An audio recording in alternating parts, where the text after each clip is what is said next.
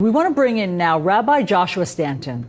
He is here with us. We're happy to have your counsel here in studio with us. Rabbi, we're just really sorry that this is happening to your community, to all of us here in this country.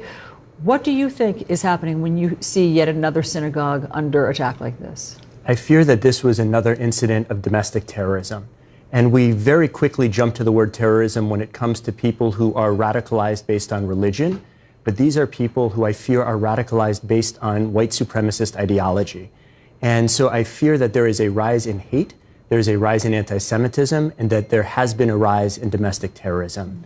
My heart goes out to all who have been impacted. They were attending a Yizkor service, which is designed to memorialize those who have been lost, and instead their service became a living memorial to the person whose life was lost. In addition, this was not just the end of Passover, the holiday that is supposed to celebrate freedom. This is the same week that we observe Yom HaShoah, the commemoration for the Holocaust itself.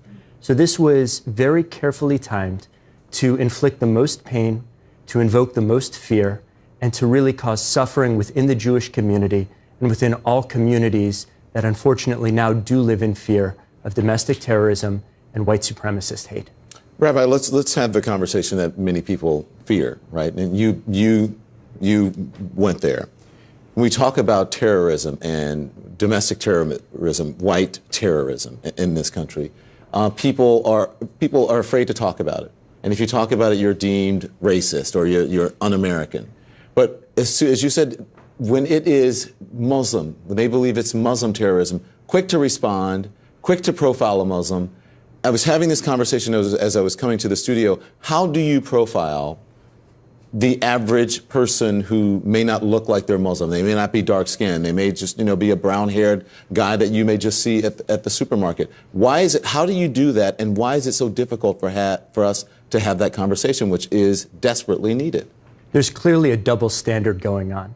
The Anti-Defamation League collected statistics on domestic terrorist incidents over the last year, and it was an overwhelming majority in the United States this past year that were committed by people inspired by white supremacist hate.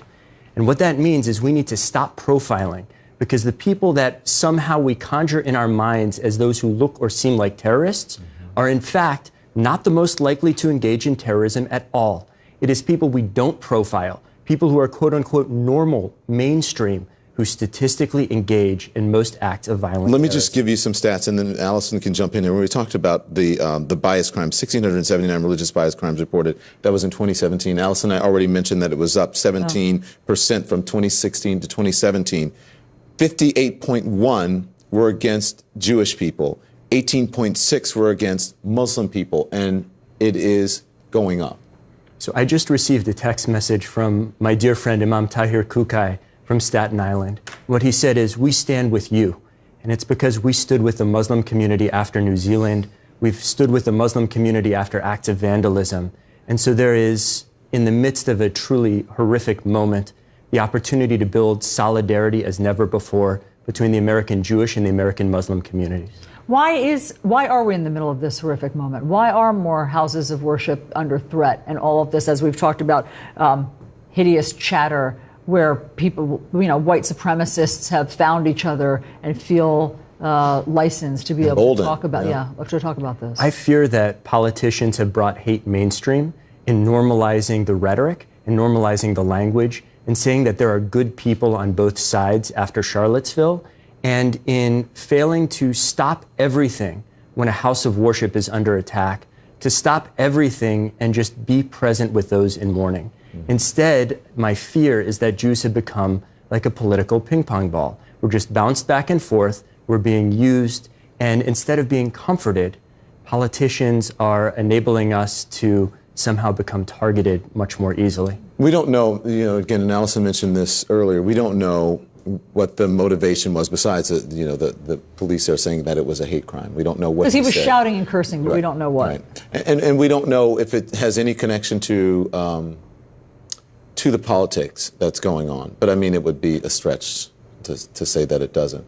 But as a Jewish person, when you hear the excuses coming from this administration, and you hear people walking down the streets, marching, openly saying Jews will not replace us and having the administration make excuses for that, how does that make you feel as a Jewish person?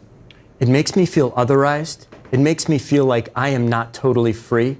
It makes me feel as though somehow I could be targeted or our community could be targeted. And our country, the United States, has been so good to the Jewish community. This has been a land of opportunity, a land of freedom. And to see that turned on its head by political opportunists just fills me with profound sadness and, frankly, outrage. Have you been feeling more tension at your synagogue? So I've been feeling tension a great deal, and my colleagues have been feeling tension.